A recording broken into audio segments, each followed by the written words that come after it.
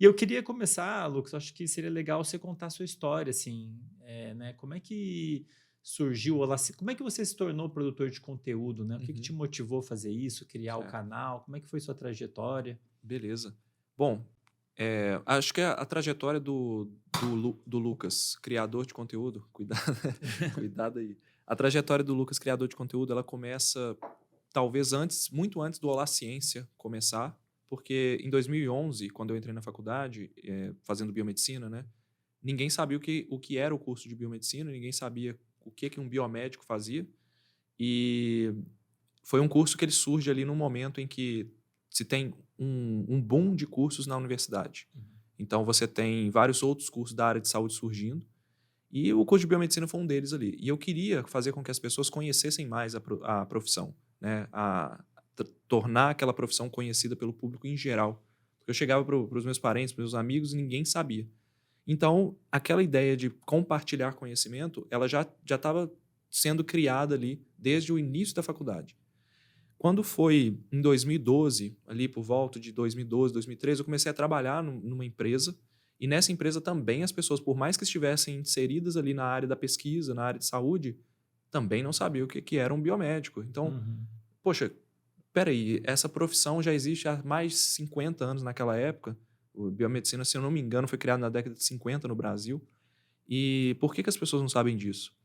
E aí eu percebi que, primeiro, porque os biomédicos eles ficam dentro do laboratório muitas vezes, eles não são vistos fora dele. E apesar de muitos biomédicos hoje estarem inseridos na pesquisa, o cientista também, ele é pouco visto pela sociedade como um profissional importante. Então as pessoas, apesar de saberem que a ciência é importante, saberem que a ciência é importante para produzir tecnologia e tudo, elas não sabem quem é essa pessoa que está fazendo ciência e onde essa ciência está sendo feita. Isso tem estudo, pesquisa de percepção pública da ciência mostrando isso. Então, mesmo naquela época, por mais que eu não tivesse essa informação de onde havia, por que havia aquele desconhecimento, hoje eu entendo o que está por trás, né? Essa falta de incentivo da ciência e tudo. Então acaba que, desde aquela época, eu queria compartilhar. Isso foi que ano, mais ou menos? 2012 para trás ali. Eu entro na faculdade em 2011 e já de cara eu percebi isso.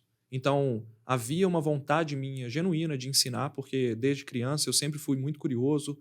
Normalmente, dentro do meu grupo de amigos, eu era o que mais me ligava na área de ciências. Então, era até complicado, porque meus amigos eles não gostavam de conversar muito de ciências. Então, não tinha muito com quem falar. Meus pais também não estão na área científica. Meu pai é contador e minha mãe é professora de geografia, professora de licenciatura, então até tem um pezinho lá, mas não era pesquisadora nem nada. Então eu tinha essa vontade de compartilhar o que eu estava aprendendo. Então o que acontece?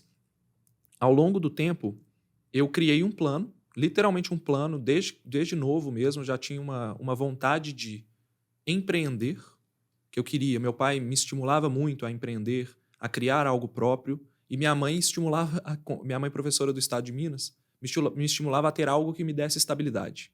Então, completamente oposto. E dentro daqueles dois cenários, veio esse problema real da sociedade, que é o desconhecimento sobre ciência. Então, em 2012, eu criei um plano que se tornou uma folha de papel na qual eu percebi que havia uma oportunidade de divulgar a biomedicina através de congressos científicos. Então, eu Uhum. pensei, por que esses congressos, esses eventos acadêmicos, eles ficam sempre na universidade?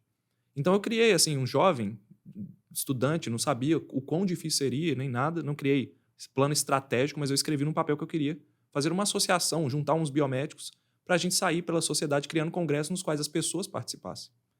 Então essa foi a primeira ideia. Não havia Olá Ciência, não havia nada, não havia YouTube na minha vida, não estudava. Seria tipo uma divulgação científica presencial. Presencial seria. Hoje a gente vê que existe iniciativa e existe caminho para isso. Se eu soubesse, né, alguém tivesse me falado, olha, se você fizer isso, isso, isso, você vai conseguir fazer dessa maneira, eu talvez teria seguido para essa área. Mas não havia um caminho pronto. Então eu sabia o que eu queria, mas não sabia como fazer isso. Então isso ficou na minha cabeça, até que eu fui para o Ciências Sem Fronteiras, tive a oportunidade, por causa de. eh, Era um aluno mediano para bom na faculdade, então consegui ir para o Ciências Sem Fronteiras.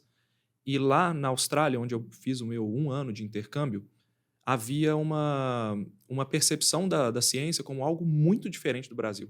O cientista era valorizado. Tanto que quando eu saía na rua, conversava com qualquer pessoa, eu falava que eu era Biomedical Scientist. E a pessoa voltava e devolvia. Poxa, mas você deve ser muito inteligente. Era uma coisa, assim... Hoje, eu vejo que a gente até gostaria que fosse assim no Brasil, mas não é. As pessoas falam, tá bom, beleza. E o que você faz? Uhum. Lá era diferente. Nossa, mas você deve ser muito inteligente. O que você está pesquisando? Então, elas já tinham essa percepção. E eu percebi isso na hora. Falei, cara, tem alguma coisa diferente. Até que o estopim foram duas coisas para o Holaciense surgir. Primeiro, um casal de australianos, amigos meus, eu já tinha essa vontade. Um dia eu saí para jantar e eles falaram, peraí, por que isso que você está explicando para a gente, que você está fazendo na sua pesquisa aqui, era um estágio de férias, assim, por que você não apresenta isso para as pessoas? Você está me explicando tão bem, é tão legal, eu não sabia que era tão legal.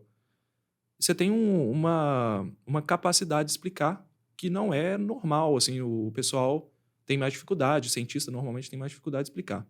Aquilo ficou na minha cabeça. Então, naquela época, eu voltei para casa, essa foi a primeira coisa. E a segunda coisa foi que o YouTube começou a fazer parte da minha vida.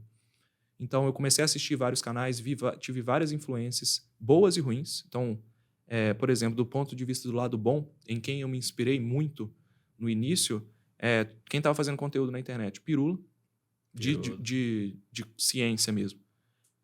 Basicamente, o Pirula, o Nerdologia estava começando, o canal falava de cultura pop, eu falei, peraí, dá para falar de ciência de forma divertida? Que legal. Então, essas foram as minhas duas inspirações positivas e uma inspiração negativa, assim, que foi uma vontade de corrigir algumas coisas erradas que estavam sendo faladas em alguns canais que estavam muito grandes na época. Um deles, o pessoal do Você Sabia, hoje é muito famoso, mais de 40 milhões de inscritos. Eles tinham feito um vídeo uma vez, e hoje o trabalho deles está muito bom e tal, erros acontecem. Uhum. Mas, naquela época, um vídeo específico me chamou a atenção, que foi um vídeo sobre Chernobyl. O desastre de Chernobyl, a explosão da usina lá. E eu estudava muito esse assunto, gosto muito até hoje, de história e tudo. E havia várias falhas no roteiro. Eu falava, eu vou corrigir cada coisinha. Então, eu fiquei assim, peraí, os meninos estão fazendo o maior sucesso, estão ganhando dinheiro, e por que eu estou parado aqui? Então foi essa vontade, sabe? Uma vontade de corrigir, talvez, e de querer apresentar aquilo que eu estava aprendendo. Então ali surge o Holaciência na minha cabeça.